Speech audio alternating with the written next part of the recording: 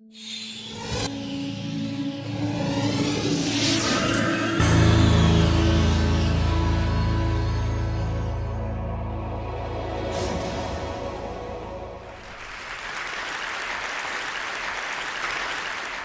a great honor to be here. It's a great honor to be here talking about cities, talking about the future of cities. It's great to be here as a mayor. I really do believe that mayors have the political position to really change people's lives. That's the place to be. And it's great to be here as the mayor of Rio. Rio is a beautiful city, a vibrant place, special place. Actually, you look into a guy that has the best job in the world. And I really wanted to share you a very special moment of my life and the history of the city of Rio. And now, ladies and gentlemen, the envelope containing the result. I have the honor to announce that the games of the 31st Olympiad are awarded to the city of Rio de Janeiro.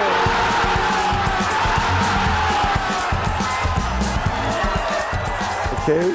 That's very touching, very emotional, but it was not easy to get there. Actually, it was a very hard challenge. We had to beat the European monarchy. This is Rei Juan Carlos, King of Spain.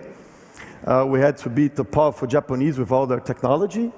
We had to beat the most powerful man in the world, defending his own city. So it was not easy at all. And actually, this last guy here said a phrase a few years ago that I think fits perfectly to the situation of Rio winning the Olympic bid. I mean, we really showed that, yes, we can. And really, this is the reason I came here tonight. I mean, I came here tonight to tell you that things can be done, that you don't have always to be rich or powerful to get things on the way, that cities are a great challenge. It's a difficult task to deal with cities, but with some original ways of getting things done, with some basic commandments, you can really get cities to be a great, great place to live. I want you all to imagine Rio. I mean, you probably will think about a city full of energy, a vibrant city full of green, and nobody showed that better than Carlos Saldanha last year's Rio.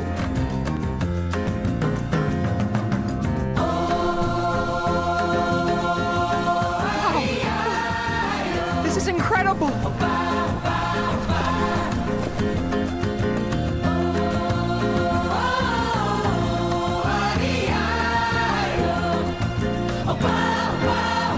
Okay, some parts of Rio are pretty much like that, but it's not like that everywhere. We, like every big city in the world, we got lots of people, pollution, cars, concrete, lots of concrete. These pictures I'm showing here, they are some pictures from Madureira. It's like the heart of the suburb in Rio. And I want to use an example of Rio that we're doing in Madureira, in this region, to see what we should think is our first commandment. So every time you see a concrete jungle like that, what you got to do is find open spaces. If you don't have open spaces, you got to go there in open spaces. So go inside these open spaces and make that people can get inside, can use that spaces. This is going to be the third largest park in Rio by June this year. It's going to be a place where people can meet, where you can put nature. The temperature is going to drop 2-3 degrees centigrade. So the first commandment I want to leave here tonight is city of the future has to be environmentally friendly. Every time you think of a city, you got to think green, you got to think green and green.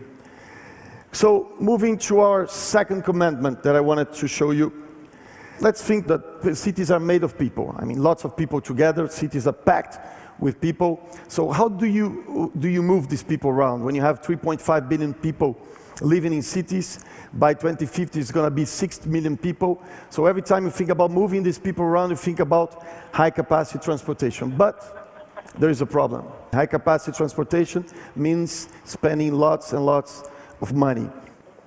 So what I'm going to show here is something that was already presented in TED by the former mayor of Curitiba. He created that, a city in Brazil, Jaime Lerner. And it's something that we're doing, again, lots in Rio. It's the BRT, the bus rapid transit. So you get a bus, it's a simple bus that everybody knows. You transform it inside as a train car. You separate lanes, dedicated lanes. The contractors, they don't like that. You don't have to dig deep down on the ground. You can build nice stations. This is actually a station that we do in Rio. Again, you don't have to dig deep down on the ground to make a station like that. The station can have the same comfort, the same features as a subway station. The kilometer of this costs a tenth of a subway. So spending much less money and doing it much faster, you can really change the way people move. This is a map of Rio. All the lines, the color lines you see there, it's our high capacity transportation network.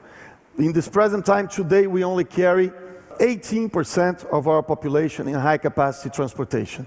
With the BRTs we're doing, again, cheapest and fastest way, we're going to move to 63% of the population being carried by high capacity transportation. So remember what I said, you don't always have to be rich or powerful to get things done. You can find original ways to get things done. So the second commandment I want to leave here tonight is a city of the future has to deal with mobility and integration of its people.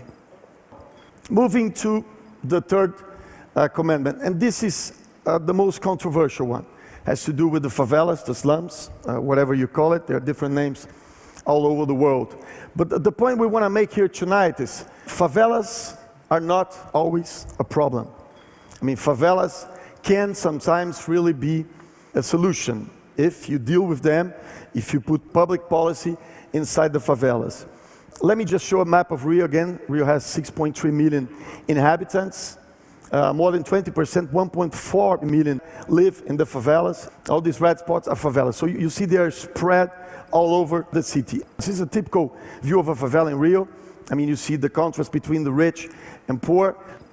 So I want to make 2 points here tonight about favelas. The first one is you can change from what I call a vicious circle to a virtual circle. But what you got to do to get that is you got to go inside the favelas, bring in the basic services, mainly education and health, with high quality. I'm going to give a fast example here. This was an old building in a favela in Rio, Colônia Juliano Moreira, that we just transformed into a primary school. I mean, with high quality.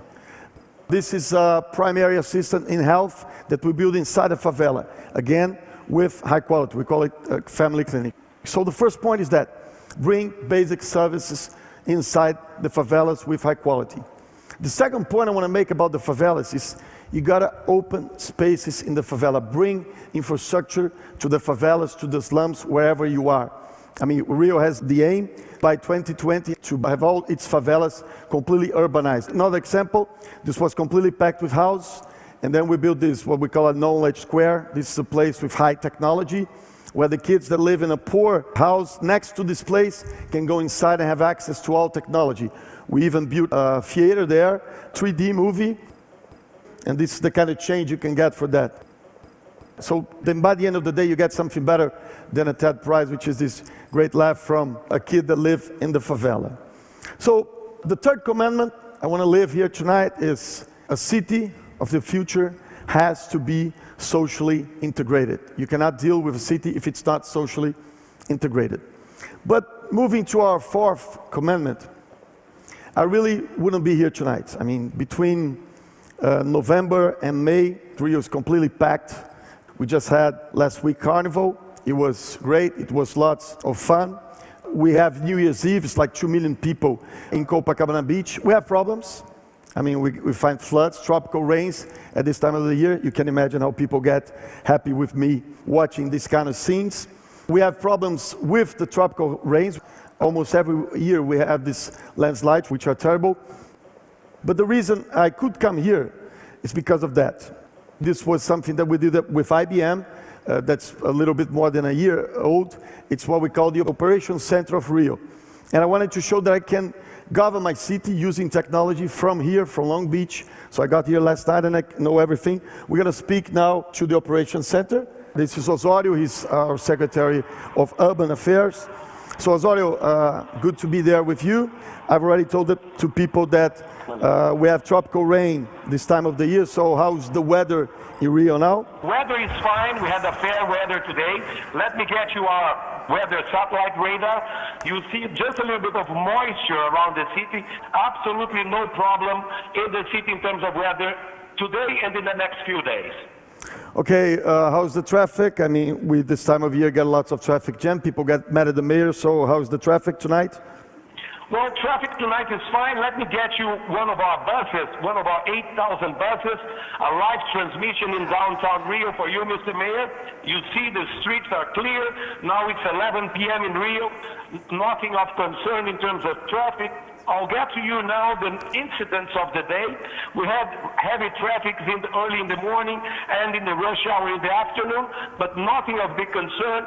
We are below average in terms of traffic incidents in the city. Okay, so you're showing out some public services. These are the cars. Absolutely, Mr. Mayor. Let me get you the fleet of our waste collection trucks. This is live transmissions. We have GPSs in all of our trucks, and you can see them working in all parts of the city. Waste collection on time, public services working well. Okay, Osório, thank you very much. It was great to have you here. We're going to move so that I can make a conclusion. Okay, so no files displaced, no paperwork, no distance, 24/7 working. So the fourth commandment I want to share you here tonight is city of the future has to use technology to be present. I mean, I don't need to be there anymore to know and to administrate the city, but everything that I said here tonight, the commandments, are means, are ways for us to govern cities. I mean, invest in infrastructure, invest in the green, open parks, open spaces, integrate socially, use technology. But by the end of the day, when we talk about cities, we talk about gathering of people. And we cannot see that as a problem. That is fantastic. If there's 3.5 billion now, it's going to be 6 billion, then it's going to be 10 billion. That is great. That means that we're going to have 10 billion minds working together, 10 billion talents together. So a city of the future, I really do believe that it's a city that cares about its citizens, integrates socially its citizens. A city of the future is a city that can never let anyone out of this great party, which are cities. Thank you very much.